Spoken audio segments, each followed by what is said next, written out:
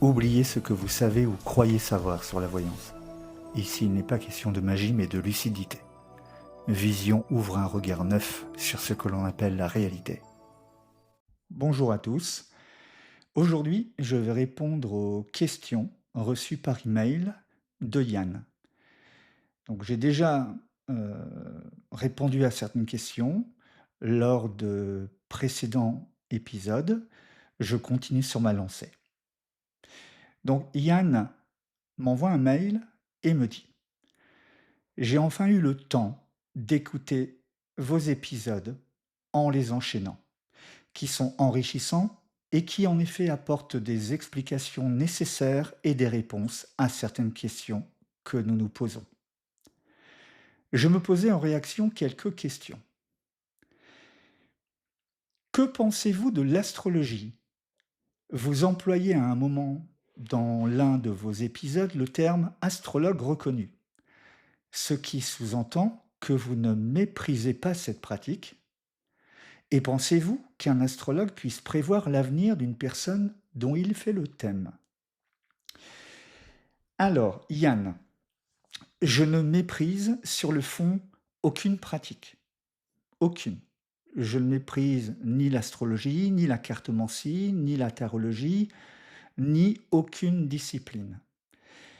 La seule chose que je méprise, c'est l'utilisation du terme voyance. C'est le fait que certaines personnes, quasi tous ceux faisant des sites internet, quasi tous ceux sur les réseaux sociaux, utilisant le terme voyance alors qu'en fait il s'agit de toute autre chose. De la numérologie, de la cartomancie, etc. Donc je vois tout le monde faire des tirages de cartes, utiliser le pendule, tirer des runes, des tas de choses et employer à tort et à travers le mot voyance. Alors que cela n'a rien à voir avec de la voyance. Donc je méprise ces gens qui usurpent la notion de voyance en proposant une technique, une pratique divinatoire et en faisant passer cette technique divinatoire par de la voyance. Voilà ce que je méprise. En revanche, je ne méprise pas ceux qui proposent des tirages de cartes et parlent de tirage de cartes. Quelqu'un qui va se présenter comme tarologue et qui va proposer des prestations de tarologie n'est pas quelqu'un que je vais mépriser, c'est quelqu'un que je vais respecter. Quelqu'un qui tire les cartes et qui dit tirer les cartes n'est pas quelqu'un que je méprise, tant que l'on ne fait pas passer cela pour de la voyance. Je suis très clair. Donc concernant l'astrologie, j'ai évoqué ce point tout de même, me semble-t-il, lors d'un précédent épisode. Alors, je ne pratique pas l'astrologie, je connais assez mal cette approche, cette discipline, donc j'évite de critiquer ou de parler de ce dont je ne connais pas. Je ne parle que de sujets que je connais bien. Et l'un des sujets que je connais bien est la voyance. Toutefois, concernant l'astrologie, mon idée, je vais présenter les choses comme ça, mon idée est que les astrologues ne parlent jamais de voyance, par exemple.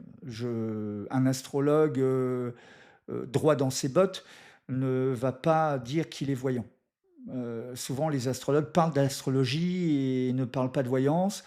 Donc, moi, ça ne me pose aucun problème. Ensuite, est-ce que je pense que l'astrologie peut prévoir l'avenir d'une personne dont il fait le thème? Je ne peux pas me permettre, n'ayant pas étudié cette discipline, de dire oui, de dire non.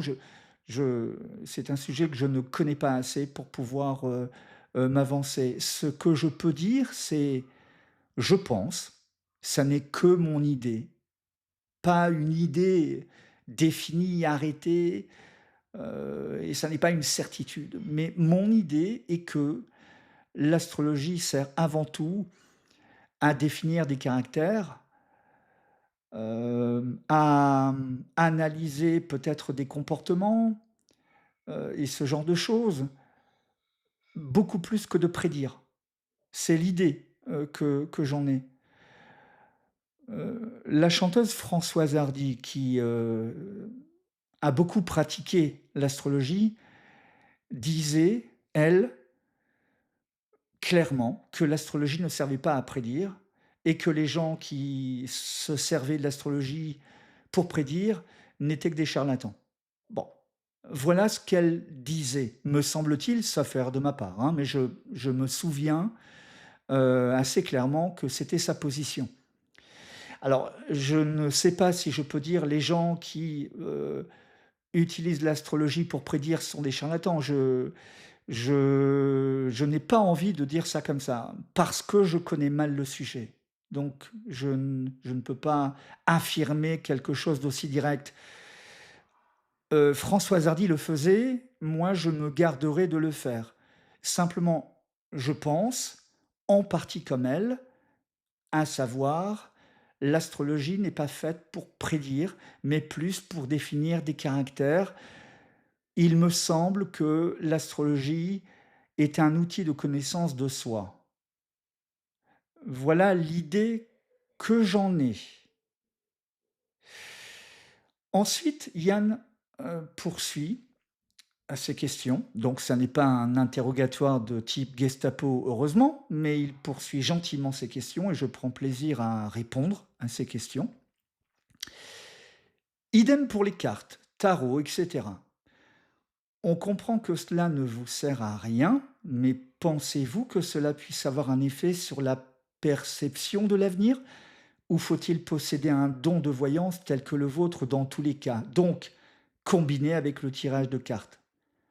Entre parenthèses, a priori, oui, si j'ai bien compris, si j'ai bien écouté. Alors en fait, il est vrai que les cartes, les tarots, et cetera, bon, ça ne me sert strictement à rien, je ne les utilise pas, je n'en ai vraiment pas besoin.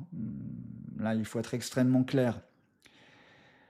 J'ai déjà évoqué le fait, dans un épisode précédent, qu'au début de ma carrière, je pouvais utiliser les tarots pour créer une ambiance, une situation, parce que ça me détendait. J'ai bien expliqué que je les ai utilisés assez peu de temps parce que, premièrement, ça ne me servait à rien. Deuxièmement, ça pouvait justement m'influencer dans le mauvais sens. C'est-à-dire que je pouvais avoir des lames de tarot très positives, de type le soleil, l'étoile, des choses comme ça, alors que mes visions, elles, allaient dans le sens opposé. Ou je pouvais, à l'inverse, avoir des lames de tarot, par exemple, qui étaient très, très mauvaises, enfin «mauvaises» entre guillemets, de type maison Dieu, le diable et des choses comme ça. Et mes perceptions, quant à elles, étaient très, très bonnes. Je pouvais avoir des visions très bénéfiques, des visions très positives. Dans tous les cas de figure, je me fiais essentiellement à ce que je voyais et non pas aux cartes que j'avais sur mon bureau. Donc j'ai très, très vite arrêté de les utiliser.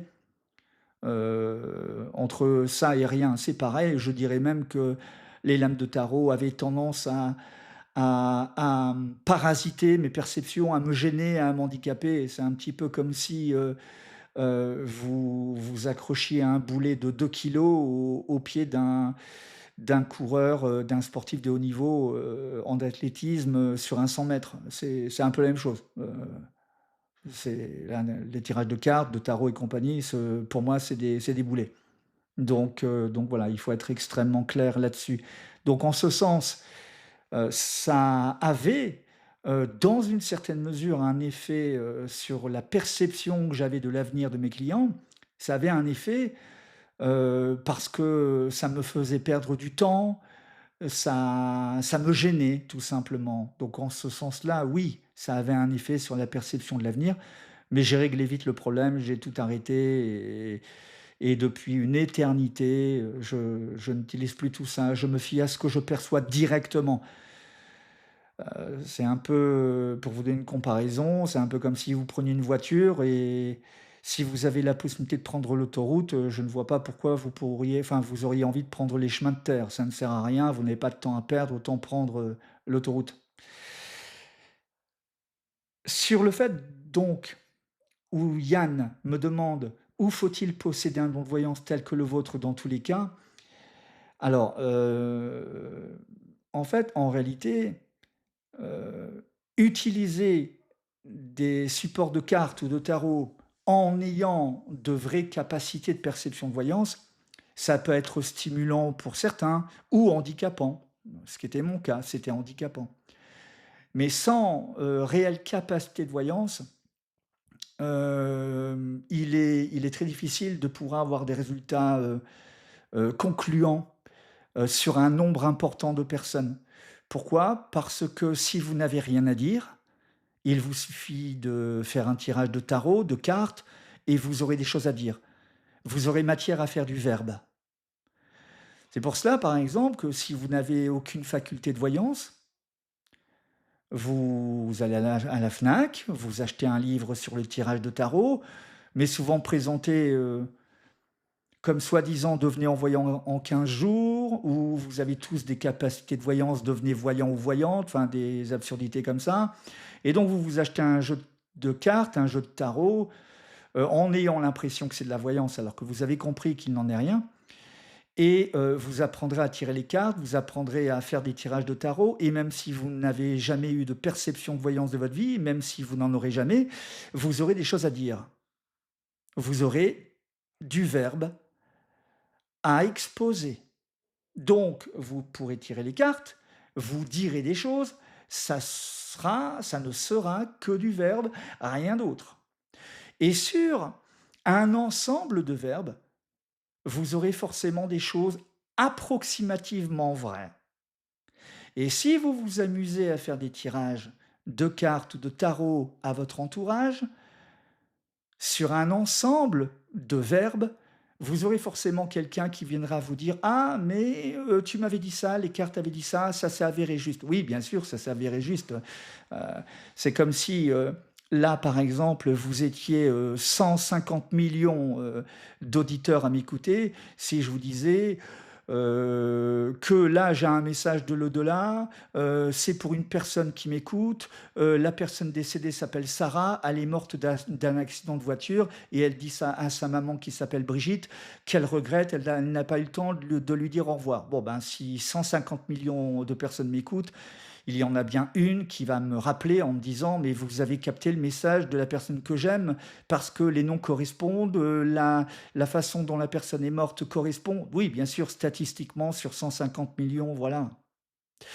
Donc en fait, en réalité, sans talent particulier pour la voyance, les tirages de cartes et de tarot ne seront que du verbe, rien d'autre. Alors maintenant, j'expliquais toutefois précédemment que je pouvais respecter, les gens qui tiraient les cartes ou les tarots dès lors qu'ils n'évoquaient pas la voyance, dès lors qu'ils ne se prétendaient pas voyants ou voyantes. Et maintenant je dis que ça n'est que du verbe. Alors en fait, en réalité, tel quel, ça n'est que du verbe, mais les tarologues qui vont aimer leur discipline ou les cartomanciens qui vont aimer leur discipline, qui vont s'impliquer, vont avoir en plus, je dirais, de ce que disent les cartes ou de ce que disent les tarots, une forme d'intuition. Une forme d'intuition. Nous parlons d'intuition, absolument pas de voyance. L'intuition et la voyance sont 2 choses qui n'ont rien à voir. Donc ils auront des intuitions qui pourront être, dans un certain nombre de cas, justes. Mais dès lors que ces personnes sont sincères, dès lors que ces personnes ont envie d'aider les gens, je ne vois pas de problème particulier à proposer des tirages de cartes dès lors que l'approche est bienveillante. Alors ça n'aura pas du tout, du tout, du tout la même qualité d'information que la voyance, ça n'a rien à voir, mais la démarche est honnête. Cela dit, si vous consultez un tarologue qui vous dira: «Je suis tarologue», si vous consultez un cartomancien qui vous dira: «Je suis cartomancien», dès lors qu'ils ne diront pas: «Je suis voyant» ou «Je suis voyante», vous pouvez vous adresser à eux. Sachez seulement que la qualité des informations ne sera pas la même, les possibilités d'information ne seront pas les mêmes et la fiabilité des informations ne seront pas les mêmes, enfin ne sera pas la même. Toutefois, vous savez ce qu'il en est. Lorsque vous achetez une voiture, vous savez très bien qu'en achetant une voiture «bas de gamme» entre guillemets, ça ne sera pas la même qualité qu'une voiture haut de gamme. Vous savez ce qu'il en est. Là, c'est pareil. Alors que si vous vous adressez à quelqu'un qui vous dit: «Je suis voyant, je suis voyante» et que la personne n'a jamais vu de sa vie et tire simplement les cartes avec, un semblant d'intuition, alors qu'en fait, la plupart du temps, c'est juste de la psychologie de comptoir et des vagues impressions ou des ressentis. C'est ce qu'ils appellent des ressentis, c'est-à-dire du vent, de la psychologie de comptoir, des hallucinations. Là, c'est autre chose. Dès lors que c'est cela qui est proposé sous couvert de voyance, là, ça pose un problème. Ça vous amène à vous faire avoir, à perdre votre temps, à perdre votre argent et moi, personnellement, en tant que professionnel de la voyance, ça me déplaît forcément parce que ça n'a rien à voir avec de la voyance. C'est un petit peu comme si votre voisin plombier venait vous voir en vous disant: «Ben, je suis devenu chirurgien, j'ai appris à devenir chirurgien en 15 jours». C'est exactement pareil. Je n'aime pas les mélanges, des genres, je n'aime pas l'hypocrisie, je n'aime pas la malhonnêteté, je n'aime pas l'escroquerie, je n'aime pas l'insincérité. Je suis peut-être trop entier, trop idéaliste, je suis comme ça, j'ai toujours été comme ça, je ne changerai jamais. Poursuivons, le mail de Yann. Vous abordez aussi la notion du temps en voyance et ce point est particulièrement intéressant, car au final, la deuxième question essentielle est souvent «quand?» et la notion d'échec en voyance. Mais comment déterminez-vous les 25 d'échecs alors que vos visions, perceptions peuvent être à horizon de 5, 10 ans ou plus? Si ça se trouve, c'est fondé sur des témoignages, alors que la perception ne s'est pas encore produite, mais se produira. Je ne comprends pas bien cette notion d'échec si on intègre le temps. Alors, Yann aborde quelque chose d'intéressant. Alors, premièrement, c'est vrai que j'ai abordé lors d'un précédent épisode la notion du temps en voyance. Je l'ai également abordé sur mon site internet lors d'articles, hein. Euh, donc, sur le fait de déterminer les 25 d'échecs, sachant que la notion de temps est une notion qui n'apparaît pas en voyance. Donc, ce que veut dire Yann se résume à cela. Si je prédis par exemple une rencontre amoureuse sur un quai de gare et que 2 ans après ça n'est toujours pas arrivé, peut-on dire que c'est un échec? Étant donné que cette perception peut se réaliser 3 ans, 4 ans, 5 ans, 10 ans ou 15 ans après. Alors c'est vrai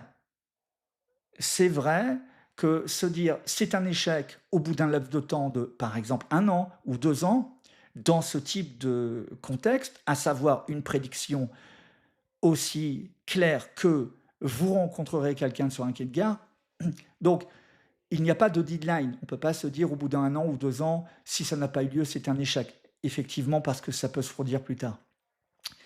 Donc ce pourcentage d'échecs que j'ai pu analyser, qui est le résultat de mon expérience sur plus de 35 ans de consultation, se base en réalité effectivement sur des témoignages.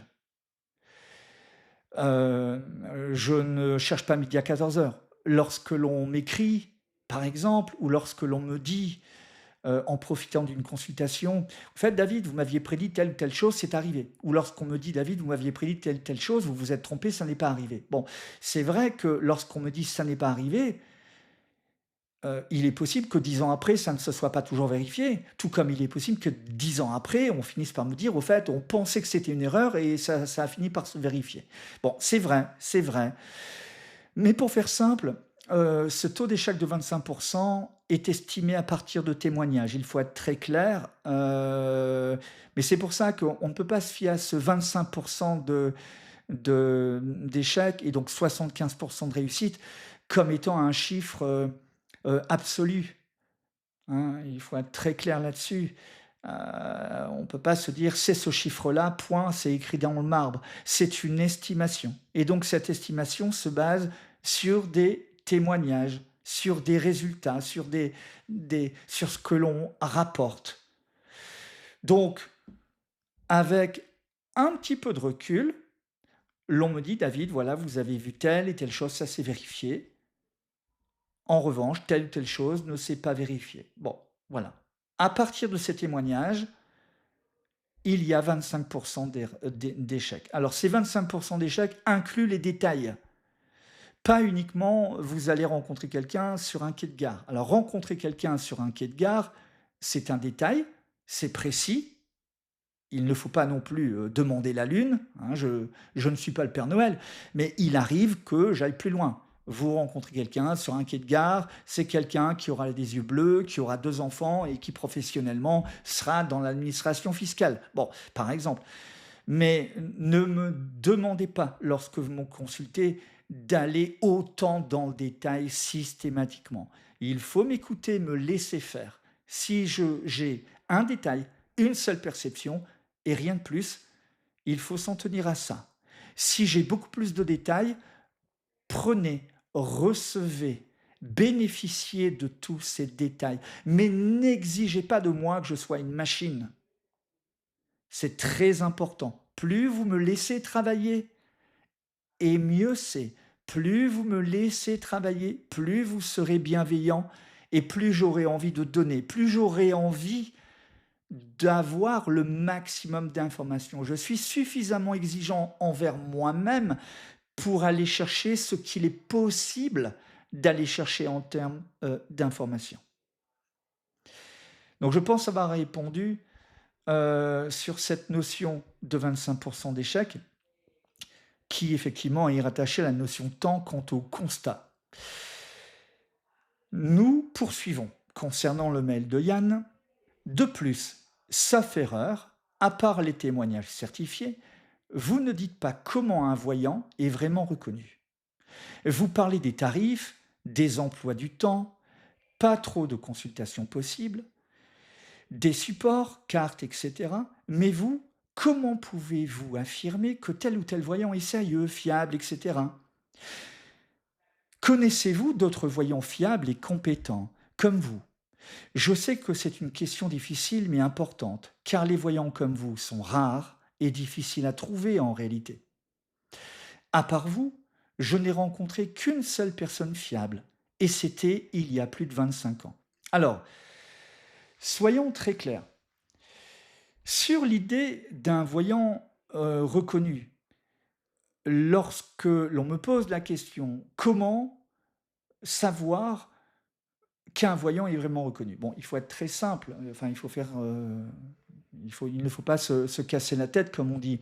Euh, c'est un peu comme si on se demandait, mais comment peut-on estimer qu'un avocat est un avocat reconnu? Bon, c'est pareil.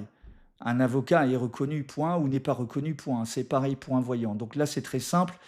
Je ne vais pas rentrer dans des tas de détails, c'est assez évident. Comment un professionnel est reconnu? Bon, c'est simple, le professionnel est reconnu ou pas reconnu. Voilà, c'est aussi simple que ça. Il faut savoir une chose. Lorsque Yann me demande comment pouvez-vous affirmer que tel voyant est sérieux, fiable, etc. Bon, c'est très simple, c'est vraiment simple. Je pourrais aborder encore plus en détail cette notion lors d'un épisode, mais je vais déjà répondre clairement à cela. Je ne propose pas personnellement de voyance entre guillemets par mail, par SMS, par chat, par audiotel. Bon, pourquoi? Parce que ça n'est pas sérieux. Je ne vais pas proposer ça. Moi, ce qui m'intéresse, c'est de faire du travail sérieux. Du travail sérieux, c'est un travail qui permet d'obtenir des résultats. Je veux des résultats. J'ai besoin de résultats. C'est ce qui motive l'exercice de ma pratique. Il me faut des résultats. En plus, lorsque vous me consultez, vous me faites confiance. Je ne veux pas trahir votre confiance. Je ne veux pas vous décevoir, mais surtout, je ne veux pas me décevoir moi-même. J'aime trop le phénomène de voyance pour ça.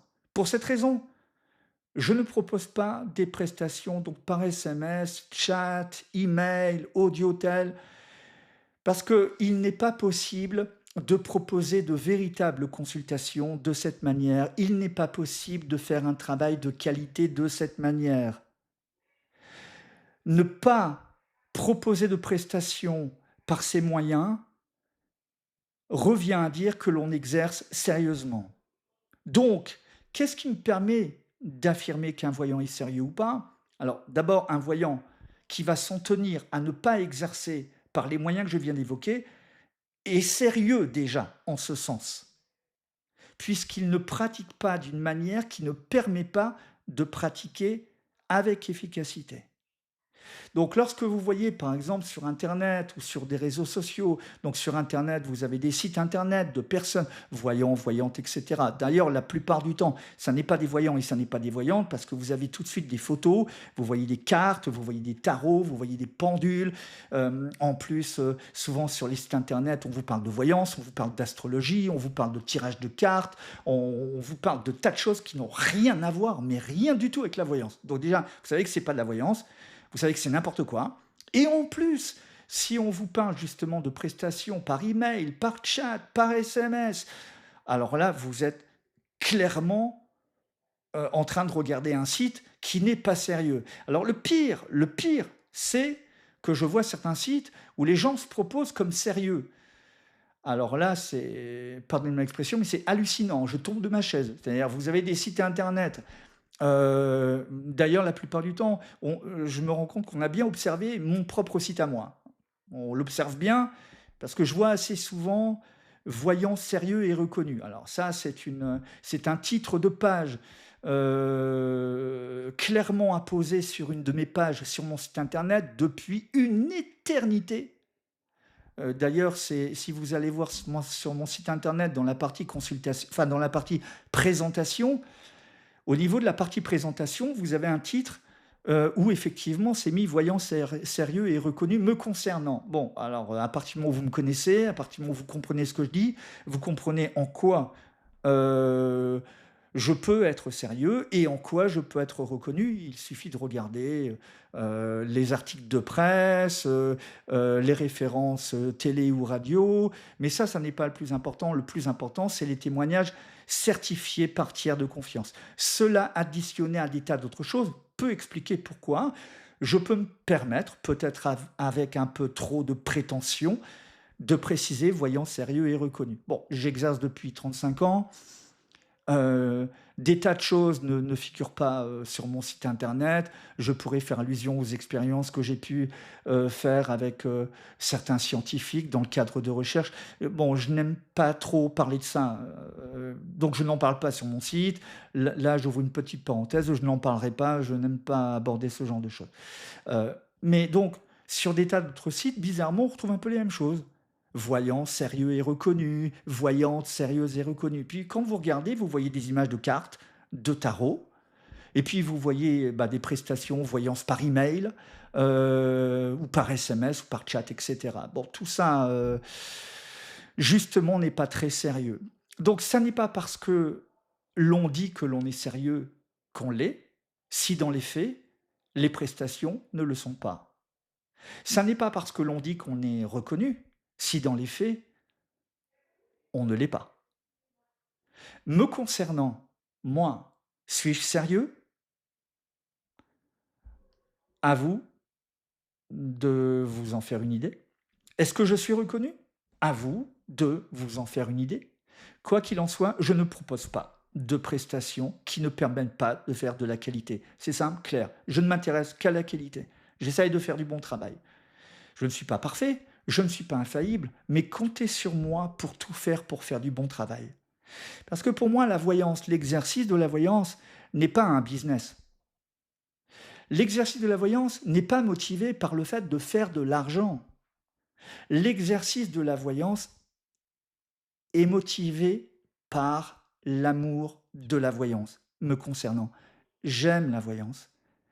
C'est une faculté qui me passionne, qui vit en moi, qui fait partie de mon ADN.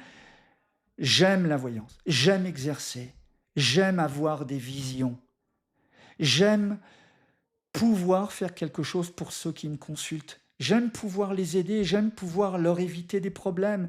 J'aime ça. J'aime la vision. C'est ce qui motive, ma pratique, mon exercice. Je suis heureux de chercher à faire le meilleur travail possible et ma récompense est liée à votre propre réussite. Je m'explique. Lorsque vous me faites un feedback, un retour par mail ou lorsque vous me faites un retour lors d'une consultation et que vous me dites: «David, vous aviez vu ça, ça s'est avéré juste et ça m'a permis effectivement, de mieux aborder certains points qui pouvaient être un peu négatifs». Ou alors lorsqu'on me dit: «David, vous aviez vu juste, ce que vous avez dit s'est vérifié. J'étais inquiète lorsque je vous ai consulté. Vous avez eu des informations positives. Je vous connais, je sais que vous ne dites pas les choses que vous ne voyez pas. Je sais que si c'est négatif, si ça n'est pas bon, vous le dites, si c'est bon, vous le dites et vous m'avez dit lorsque vous m'avez consulté que c'était bénéfique, que c'était positif. J'avais donc confiance, mais j'avais peur et au final, vous aviez raison». Bon, voilà. Je m'intéresse aux résultats, juste les résultats. Qu'est-ce que je fais de bien dans ma vie? Est-ce que je fais bien mon travail? Est-ce que ce que je fais sert à quelque chose? Est-ce que je vous apporte quelque chose? Est-ce que je suis utile? Est-ce que je j'obtiens assez de réussite pour que je sois content de moi? Est-ce que mon taux de réussite, je ne dis pas le taux de satisfaction entre guillemets client, je m'intéresse au taux de réussite. Je fonctionne un peu comme une machine. Je cherche à être performant. Donc, est-ce que je suis performant ou pas? C'est le fait de chercher à être performant, le fait de chercher à faire du bon travail qui motive ma pratique.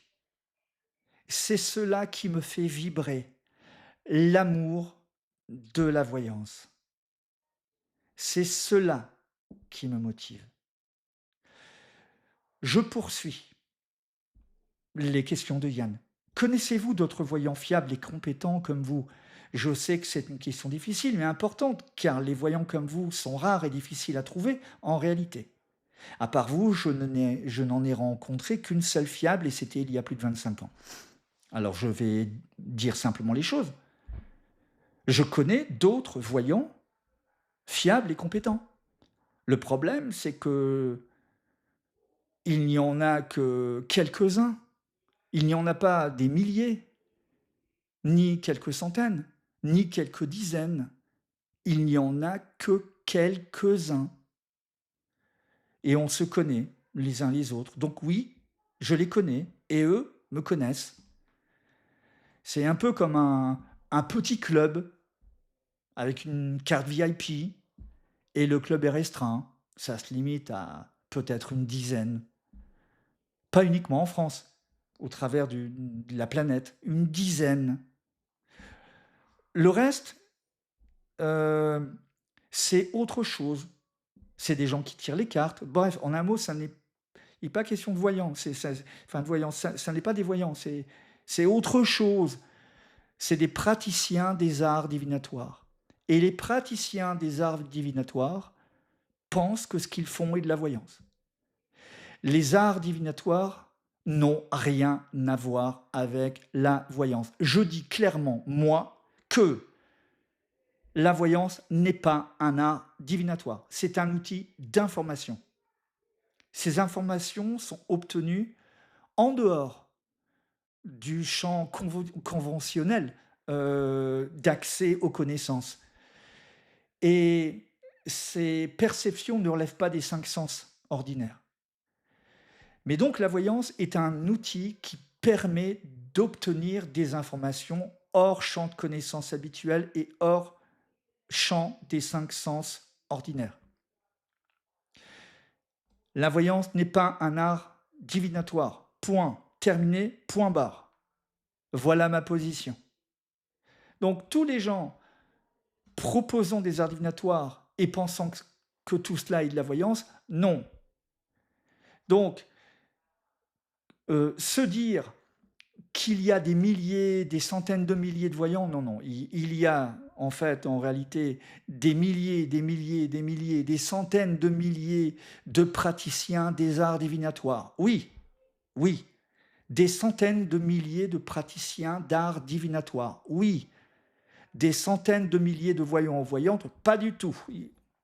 Sur la planète, il y en a peut-être 10.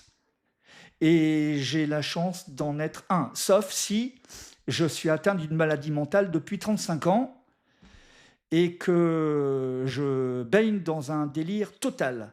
Il faudra juste m'expliquer pourquoi mon délire total a aidé tant de personnes. Pourquoi ce délire total permet d'avoir des informations justes, précises, pertinentes, régulières. Il faudra juste m'expliquer pourquoi ce délire total m'a permis d'avoir une grande clientèle. Il faudra juste m'expliquer pourquoi ce délire total m'a permis de me constituer une clientèle solide. Un nombre important de personnes qui me font confiance, qui m'apprécient, qui m'aiment entre guillemets, et que j'apprécie, et que j'aime également en retour entre guillemets. Donc il faut être sérieux. De fait, je ne suis pas dans un délire total. Le phénomène est là, je ne sais pas pourquoi je vois, je ne sais pas pourquoi moi, je n'en ai aucune idée. Quelquefois, on me dit: «David, vous avez une mission». Je n'ai pas l'impression d'avoir une mission particulière, très honnêtement. Je ne me sens pas investi du tout d'une mission. Simplement, j'ai des perceptions, je ne sais pas pourquoi. Ce que je sais, c'est que je ne suis pas le seul à avoir ces perceptions. Il y en a quelques-uns dans le monde qui ont également ces perceptions. Voilà ce que je sais. J'espère ne pas avoir été prétentieux ou vous avoir donné l'impression, j'espère ne pas vous avoir donné l'impression d'une forme de prétention. Ça n'est pas du tout dans mon esprit. Il faut simplement que vous compreniez que j'aime la voyance et je cherche à défendre ce phénomène qui est magique, qui est merveilleux, qui est splendide. La voyance, pour moi, c'est un peu comme une très très jolie femme qu'il faut préserver, apprécier, aimer et ne pas salir. Voilà, cet épisode est terminé. J'espère que vous avez apprécié. N'oubliez pas de vous abonner afin de ne pas louper, de ne pas rater les prochains épisodes. Et si vous avez des interrogations, quelles qu'elles soient, n'hésitez surtout pas à m'envoyer un mail. Je tiendrai compte de vos retours et vos interrogations seront probablement traitées lors d'un prochain épisode. À très bientôt.